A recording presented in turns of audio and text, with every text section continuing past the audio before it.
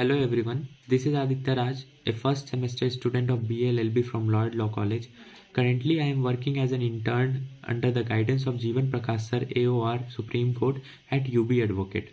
तो आज मैं जिस टॉपिक पे बात करने वाला हूँ उसका नाम है जनरल एक्सेप्शंस और ये एक बहुत ही फेमस कॉन्सेप्ट है आईपीसी का, जो कि सेक्शन 76 टू 106 ऑफ आईपीसी के अंदर डिफाइंड है। तो वीडियो ज़्यादा लंबी नहीं हो इसलिए मैं सारे कॉन्सेप्ट्स पे बात तो नहीं कर पाऊंगा, बट जो सबसे कॉमन 3-4 एक्सेप्शंस है उसके बारे में बात करेंगे। तो सबसे पहले मैं बात करूंगा एक्सीडेंट का, जो कि सेक्शन 80 ऑफ आईपीसी के अंदर डिफाइंड है। और इसमें बेसिकली ये कहा गया है कि अगर किसी भी व्यक्ति से कोई क्राइम होता है, अगर आप ये प्रूव कर पाते हैं कि आपने जो क्राइम किया है वो आपने इंटेंशन से नहीं किया है और वो बस एक एक्सीडेंट था, किसी भी तरह का इंटेंशन आपका नहीं था, कोई भी नॉलेज आपको नहीं थी और आपके तरफ से किसी भी तरह का नेग्लिजेंस नहीं था, तो आप पनिशमेंट के लिए लाइबल नहीं होंगे, आपको डिफेंस मिलेगी।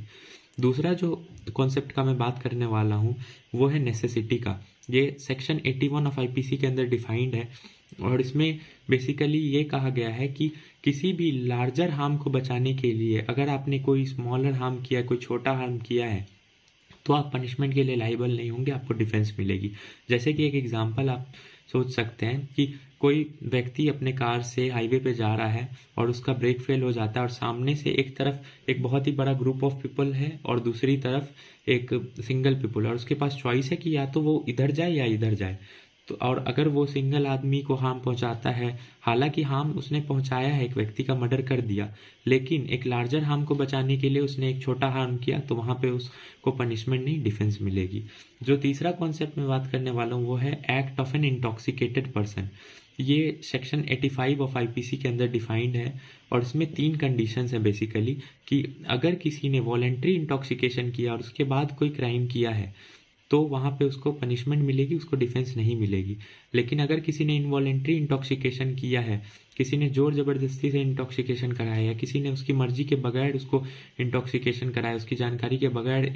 इंटॉक्सिकेशन कराया है और तब उससे कोई क्राइम होता है, तो वहाँ पे उसको पनिशमेंट नहीं, डिफेंस मिलेगी। और तीसरा जो कंडीशन है वो ये है कि शुरुआत में जो इंटॉक्सिकेशन था वो इनवॉलेंट्री था, लेकिन कुछ देर बाद वो इंटॉक्सिकेशन वॉलेंट्री हो गया और अपनी मर्जी से इंटॉक्सिकेशन करने के बाद कोई क्राइम किया है किसी ने, तो वहाँ पे डिफेंस नहीं, पनिशमेंट होगी। और जो लास्ट कॉन्सेप्ट मैं आज बात करने वाला हूँ वो है प्राइवेट डिफेंस का। ये भी एक बहुत ही फेमस कॉन्सेप्ट है जनरल एक्सेप्शंस के अंदर, जो कि सेक्शन 96 टू 106 ऑफ आईपीसी के अंदर डिफाइंड है। और इसमें ये कहा गया है बेसिकली कि किसी भी तरह का इंस्टेंट फियर जो कि आपको या किसी और व्यक्ति को दिया जा रहा है उसकी लाइफ या प्रॉपर्टी के लिए, उसको बचाने के लिए अगर आपने सामने वाले आदमी को हार्म पहुंचाया या इवन मर्डर भी कर दिया है, तो भी आपको पनिशमेंट नहीं, डिफेंस मिलेगी। तो थैंक यू सो मच।